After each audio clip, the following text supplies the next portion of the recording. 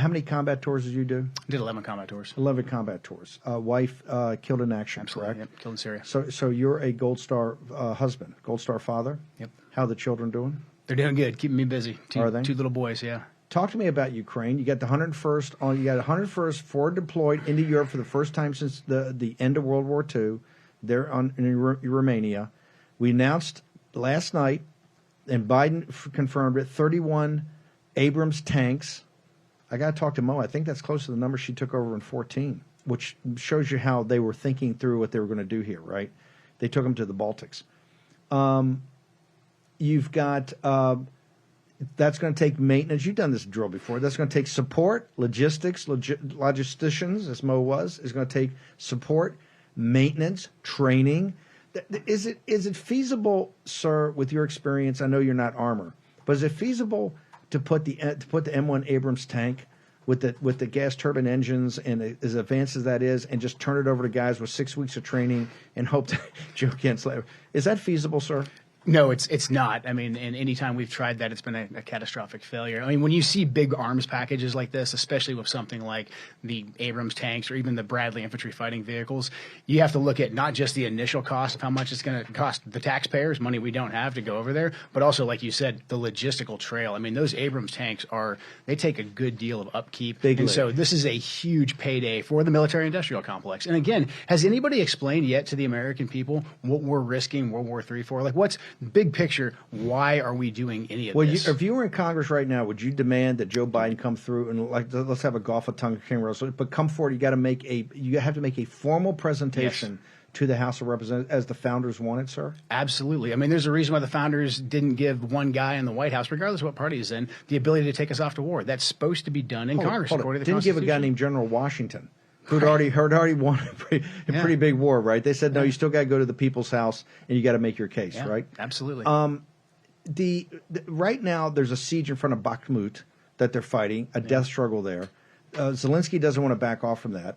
But the CIA director goes over there. Austin's over there. You got Milley, and they're talking him into pivoting. Right. They're going to supply big armor, right, and we're going to have maneuver warfare in the spring when the roads get firm, and they're going to sweep down in armored columns to take Crimea. As a combat veteran with 11 combat tours, having seen this rodeo before, what's the probability of success there, sir?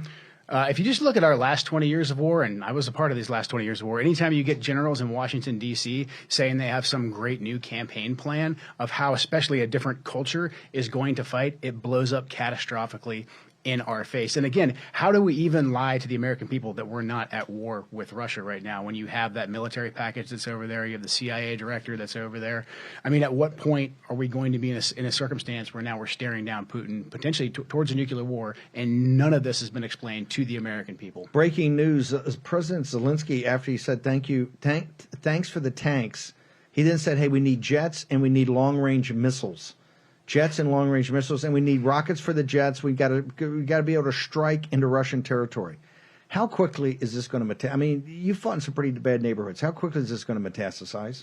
I mean, this is only going to get worse. More Ukrainians are going to get thrown into the meat grinder and killed. And then again, I mean, now that we have Americans that are going to be doing these weapons deliveries, these logistical packages, we had an American volunteer that was over there just get killed. I mean, at what point does this go hot? And look, no one an AWOL, Navy SEAL. Right, give me a break. Right, but no one can. First of all, they know every guy in the country. And America's given $100 billion. The probability you had an AWOL SEAL is what, Joe Kent?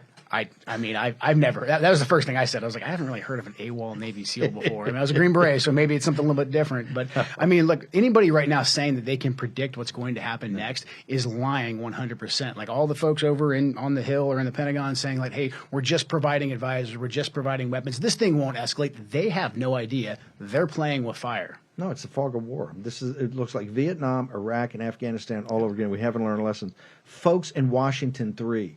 What is their assessment of what we should be doing in Ukraine today?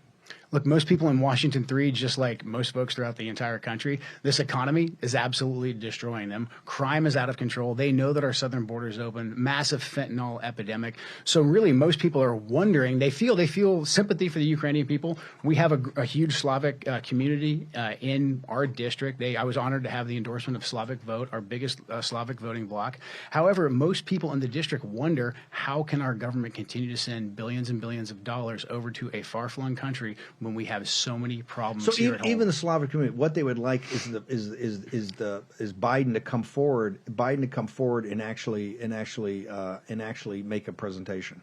You know, what's interesting about the Slavic community, folks that I talk to, they really just want the killing to stop, and they understand that American oligarchs in the defense industry and that Russian oligarchs and Ukrainian oligarchs right now are the ones that are benefiting, while innocent Ukrainian men, women, and children are being killed every single day. So when we talk about working both sides to the negotiating table, that's really what I think kind of won me over with a lot of them, because they want the killing to stop. They want peace.